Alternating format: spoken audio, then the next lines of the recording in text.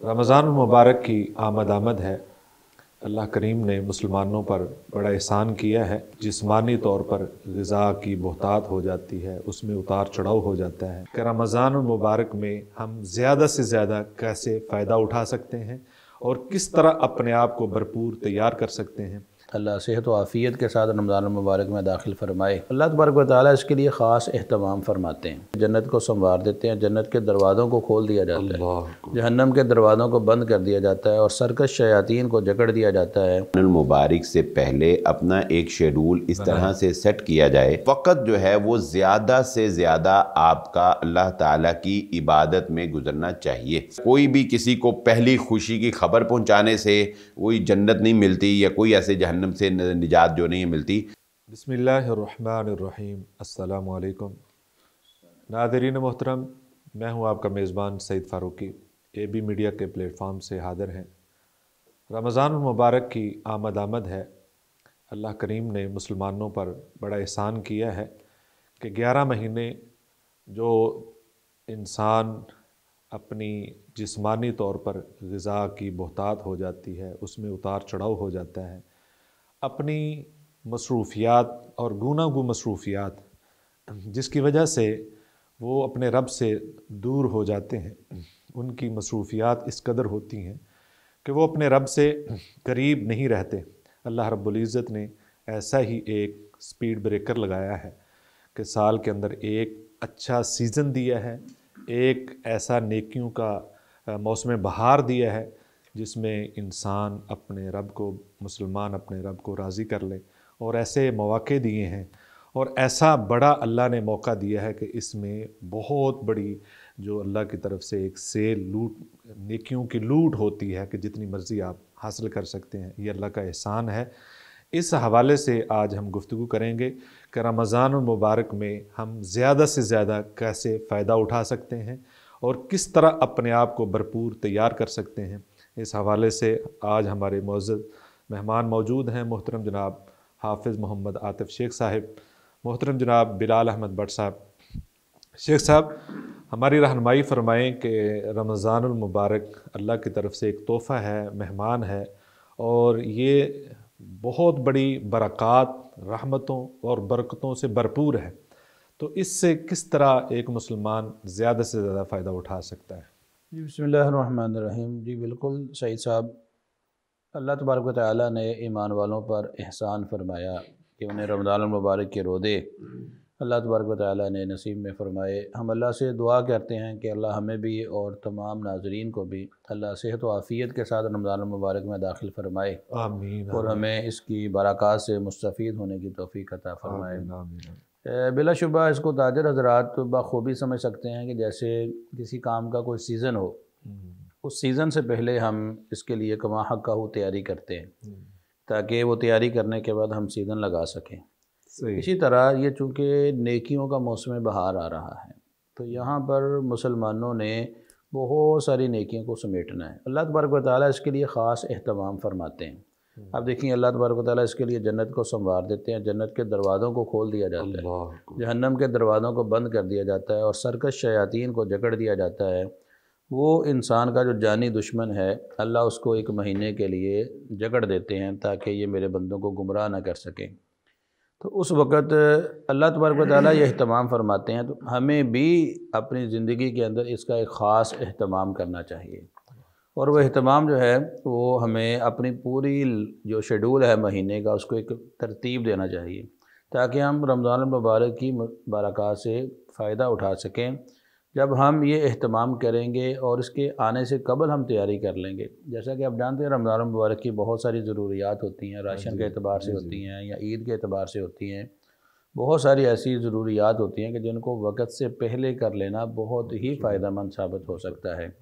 बहुत सारे लोग रमज़ान मुबारक के अंदर दाखिल होने के बाद वो काम करते हैं, लेकिन अगर वो काम पहले कर लिए जाएँ तो रमज़ान मुबारक में तो एक एक मिनट कीमती है। बिल्कुल, आप यकीन जाने कि एक मादूदात पल के अंदर, गिने हुए थे। जी, एक पल के अंदर अल्लाह तबारक व तआला की तरफ से लोगों की बख्शिश कर दी जाती है। और मैं तो ये कहा करता हूँ कि बहुत सारे लोग जो हैं, ये रमज़ानुल मुबारक जब शुरू होता है सहरी खाने के बाद वो समझते हैं कि रोज़ा शुरू हो गया है, لیکن رسولullah सल्लल्लाहु अलैहि वसल्लम की हदीस मुबारकah है कि अल्लाह तबारक व तआला रमज़ान मुबारक की हर रात को लोगों को जहन्नम से आज़ाद कर देते हैं।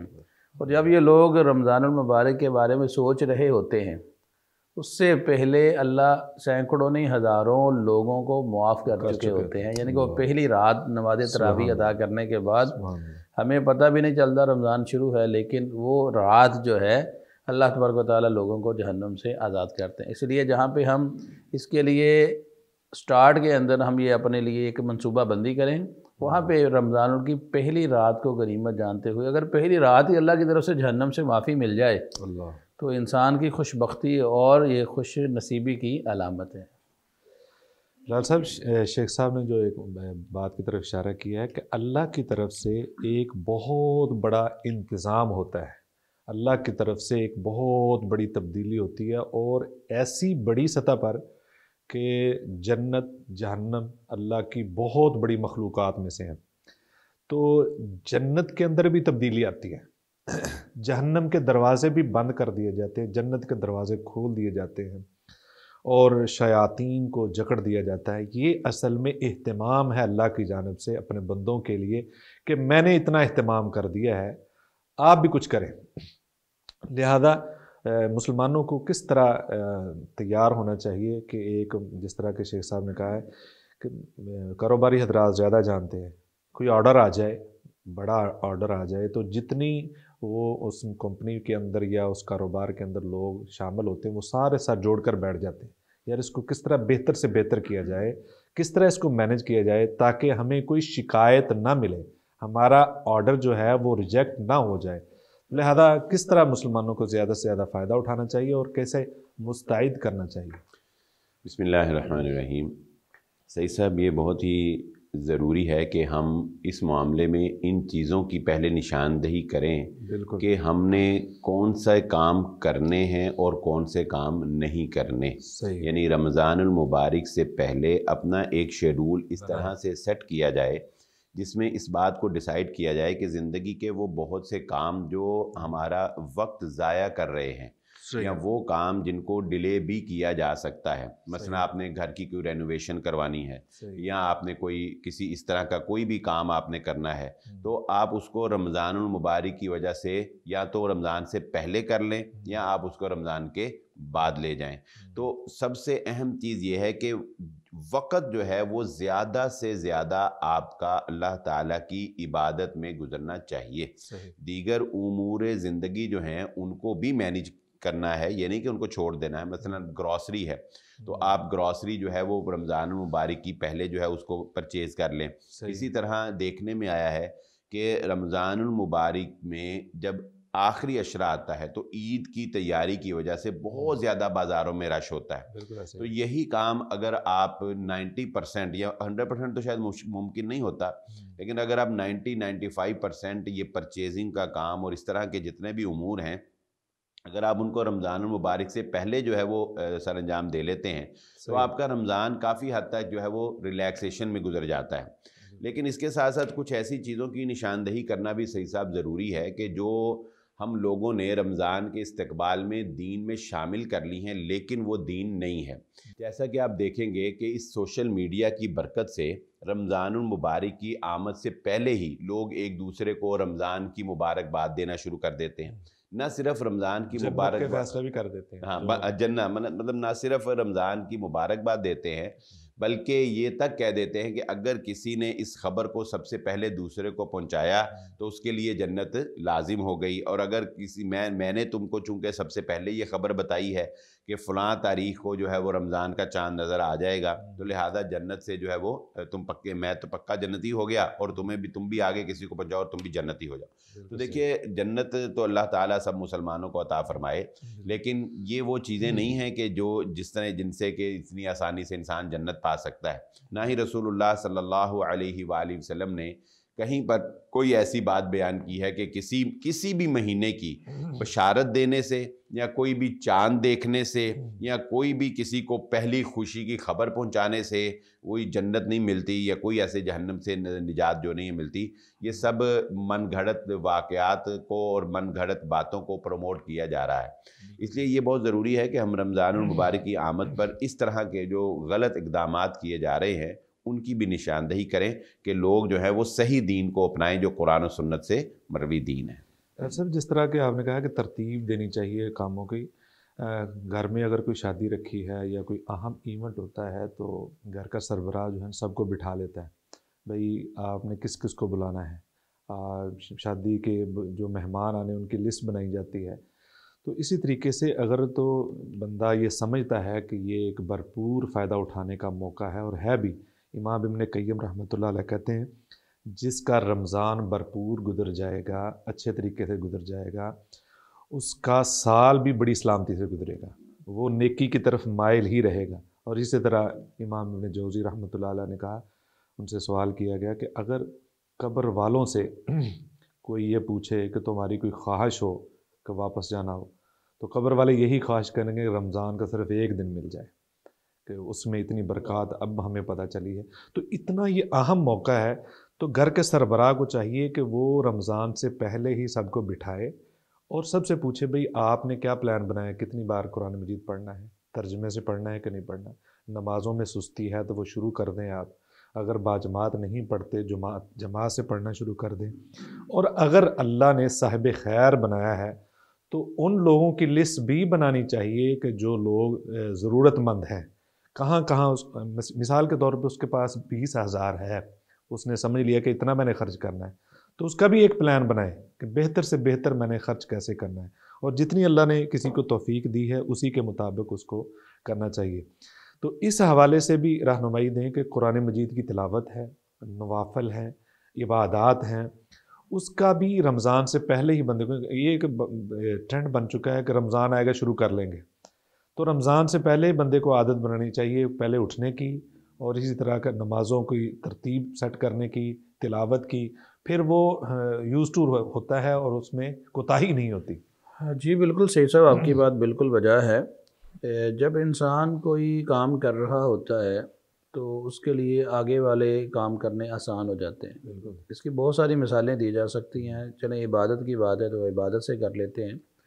ایک آدمی رمضان سے قبل تہجد کا پابند ہے، اس کے لیے رمضان المبارک میں قیام اللیل کرنا آسان ہو جائے گا. اگر اسی طرح کوئی آدمی رمضان المبارک سے قبل 5 وقت کی نماز کا پابند ہے تو یقیناً اس کے لیے بقیہ نمازیں ادا کرنا بھی آسان ہو جائے گا. تو اسی طرح ایک شیڈول بنانا چاہیے، رمضان المبارک سے قبل قرآن مجید کی تلاوت کا اہتمام کرے، صدقہ خیرات شروع کر دے، اذکار کی پابندی شروع کر دے. سارا شیڈول بنانے کے بعد یہ سارے کے سارے رمضان المبارک میں داخل ہو تو اس حالت میں کہ پہلے وارم اپ ہو چکا ہو، اس کے بعد جب وہ عبادت کرے گا تو اس کے لیے عبادت کرنا آسان ہو جائے گا. ویسے بھی یہ آپ کی بات سے یاد آئی بات بڑی زبردست کہ جب بھی کسی ایونٹ ہوتا ہے نا کرکٹ کا، اس سے پہلے وارم اپ ہونا پڑتا ہے اور ایک میچ انہوں نے رکھا ہوتا ہے. وارم اپ نہ ہو تو پھر یقیناً انسان کی فٹنس کا اندازہ بھی نہیں ہوتا. بالکل.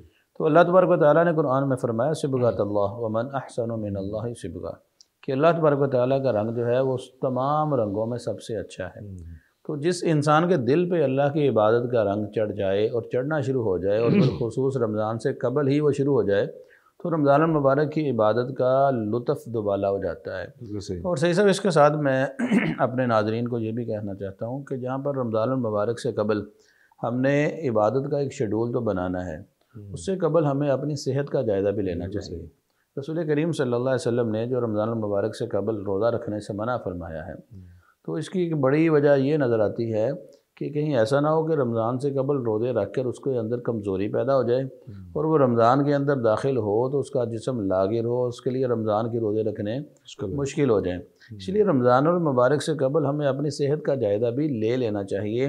اگر کہیں پہ کوئی کمی کوتاہی ہے، اگر کسی میڈیسن وغیرہ کی ضرورت ہے تو انسان کو چاہیے کہ وہ میڈیسن لے کر اپنے آپ کو تندرستی کی حالت میں رمضان المبارک میں داخل کرے، اور اللہ تبارک و تعالیٰ سے یہ دعا بھی کرتا رہے کہ اے اللہ کے رمضان المبارک تو ہماری زندگی میں لا رہا ہے تو ہمیں اس میں صحت عافیت کے ساتھ داخل فرمانا اور ہمیں پورے مہینے کے روزے اور قیام اللیل کرنے کی توفیق عطا فرمانا۔ اس میں اس کے ساتھ ساتھ ایک بہت اہم بات ہے کہ ایک ہماری فطرت ثانیہ یہ بھی بن چکا ہے موبائل، تو یعنی کہ ہم ہر وقت اس پہ ہاتھ جاتا ہے، نہ چاہتے ہوئے توجہ اس طرف جاتی ہے، کسی مجلس یا کسی بھی جگہ پہ ہم بیٹھے ہیں، تو لہذا یہ 10-15 دن پہلے اس کو بھی چھوڑنے کی، کم کرنے کی عادت ڈالنی چاہیے۔ سوشل میڈیا یعنی کہ وہ ایپس جو آپ یوز کرتے ہیں اس کو ہائیڈ کر دیں، اس کو بیک پہ لے جائیں، اس سے بڑا فرق پڑتا ہے۔ موبائل کی یوز کم کرنا بھی ایک بڑا، موبائل صحیح صاحب ایسی ایک بیماری ہم سب کو لگ چکی ہے کہ اس کے بغیر تو ہمارا سمجھ لیں کہ روزہ بھی مکمل نہیں ہوتا، سحری اور افطاری کا تعلق ہمارے موبائل کے ساتھ ہی ہوتا ہے۔ لیکن میں نے یہ تو وہ لوگ جو موبائل کا غلط استعمال کرتے ہیں ان کے لیے تو انتہائی لازم ہے۔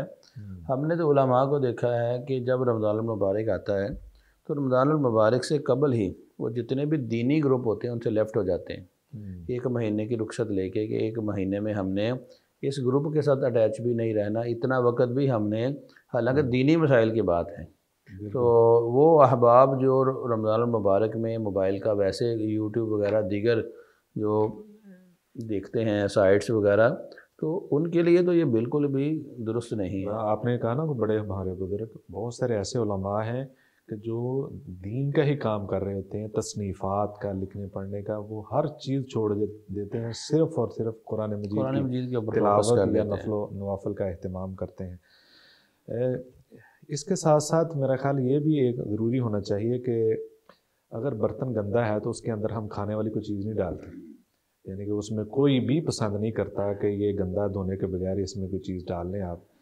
تو دل جو ہے یہ بڑے اہم ہیں، یعنی کہ عبادت کے لیے دلوں کے اندر آپ کی گندگی ہو، غلاظت ہو، کینہ ہو، حسد ہو، بغض ہو، تو رمضان المبارک سے اس برتن کو بھی بالکل پاکیزہ کرنا چاہیے، صاف کرنا چاہیے، کیونکہ یہ جتنا صاف ہوگا اتنی ہی عبادت کی لذت، مٹھاس اور ملے گی۔ لال صاحب اس حوالے سے دلوں کو پاکیزہ کرنے کے حوالے سے بھی آپ رہنمائی دیں۔ صحیح صاحب، بہت ہی اچھا پوائنٹ آپ نے جو ہے وہ اٹھایا ہے، بڑی اچھی بات آپ نے کہی ہے کہ جہاں پر ہم، آپ نے دیکھا ہوگا کہ اکثر جب لوگ کوئی عمرے کے لیے جاتے ہیں یا لوگ حج کے لیے جاتے ہیں یا اس طرح کسی اور لمبے سفر پر لوگ جاتے ہیں، تو جانے سے پہلے وہ اپنے تمام عزیز و اقارب سے معافی مانگتے ہیں، اسی طرح اپنے دیگر معاملات جو ہیں ان کو بھی کلیئر کرنے کی کوشش کرتے ہیں۔ تو میرا خیال ہے کہ یہ بھی ایک اچھی عادت ہوگی، ایک اچھی سنت ہوگی کہ انسان رمضان المبارک کے آنے سے پہلے اپنے دل سے تمام لوگوں کو معاف کرے۔ کسی کے لیے اگر دل میں کوئی کینہ ہے، کوئی حسد ہے، کوئی بغض ہے، تو اس کو معاف کرے، اپنے دل کو صاف کرے۔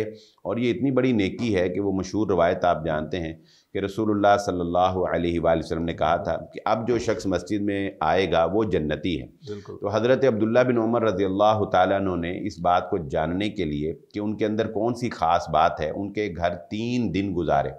3 دن کے بعد پوچھا کہ چچا جان، میں نے آپ میں کوئی ایسی بات نہیں دیکھی کہ جس کی وجہ سے میں یہ کہوں کہ جو آپ میں ایکسٹرا ہے یا ہم میں نہیں ہے۔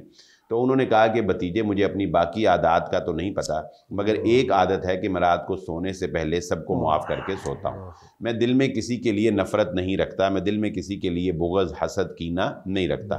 تو دلوں کو صاف کریں تاکہ رمضان المبارک کی وہ جو روحانیت ہے، وہ جو روحانی اثرات ہیں، وہ آپ کے دل کو سیراب کر سکیں اور آپ کے دل کو مزید پاکیزہ بنا سکیں۔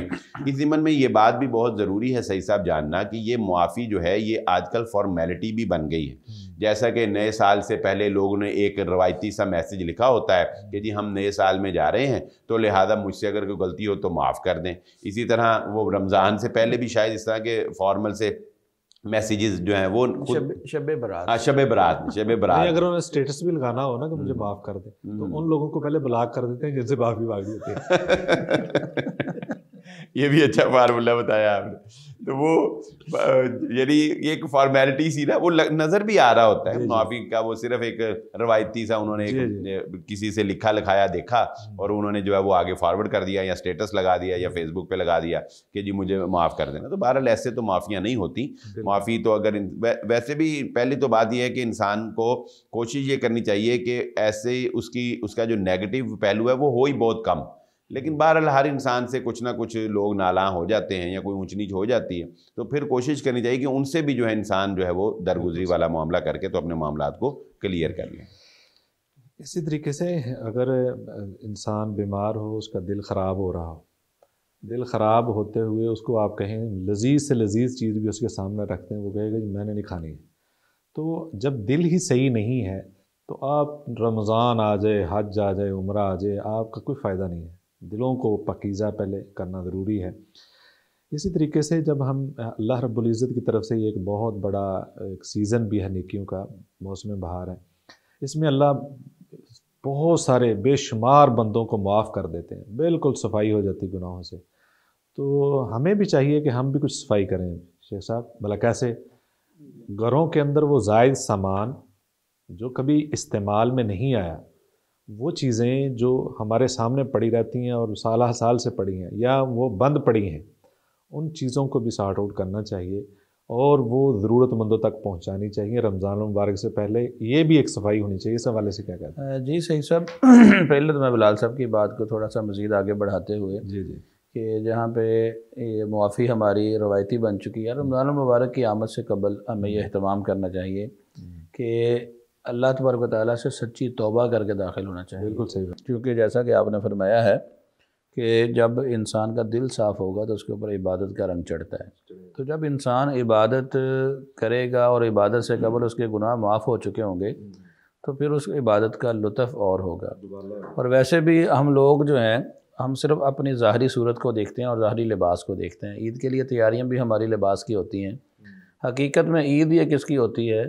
جو انسان گناہوں سے آزاد ہو چکا ہوتا ہے، جس کے لیے جنت کے داخلے ہو چکے ہوتے ہیں، یہ عید اس کے لیے ہوتی ہے. تو اللہ تبارک و تعالیٰ بھی وہ ہمارے چہروں کو نہیں دیکھتے، ہمارے لباس کو نہیں دیکھتے، بلکہ اللہ تبارک و تعالیٰ وَلَٰكِن يَنظُرُ إِلَىٰ قُلُوبِكُمْ وَأَعْمَالِكُمْ، اللہ دلوں کو دیکھتے ہیں اور اعمال کو دیکھتے ہیں.